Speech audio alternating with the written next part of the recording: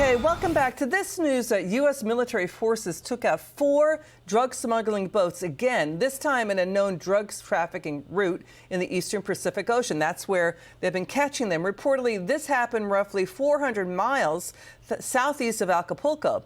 But senators are pushing back on this. Joining us now, U.S. Army Special Forces veteran Jim Hanson.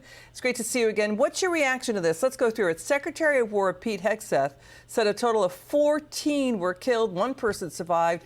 So far, an estimated 57 accused narco-terrorist drug smugglers have been killed. Where do you come down on this? Happy. I think this is long overdue. You know, we called it the war on drugs and never actually declared war in any meaningful way. When President Trump told us they were going to designate the cartels as foreign terrorist organizations, I was thrilled because that's exactly the way to treat them. You know, and that opens up a whole array of government powers that can be used against them, up to and including turning them into flotsam on the Caribbean or the Pacific Ocean. Okay, but Senator Rand Paul calls this extrajudicial killings with no oversight or due process. And plus, we don't know the names of these individuals who were killed and who they are and what they were doing, and their connections possibly to the narco regime, as the Secretary of State Rubio says, of Venezuela. Should we be seeing the names of who was killed?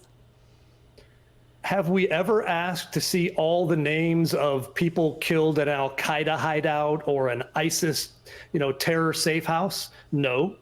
We know there's at least 1 designated terrorist in those places. That's good enough. In this case, they track them from the places where they're bringing the drugs to the boats, loading the boats and putting them on the boats heading for us. And I think the thing to remember, if these guys were bringing arsenic to put into our water systems and poison and kill American citizens, I don't think we'd be hearing this kind of whining. But right now, they're doing something just as deadly, perhaps more deadly. And we've lost so many citizens to overdoses that I think at this point they're bringing poison, it's killing American citizens, and they're done. What's the case for equating narco-terrorists like this with the leader of Al-Qaeda, who was responsible for nearly 3,000 deaths in 9/11?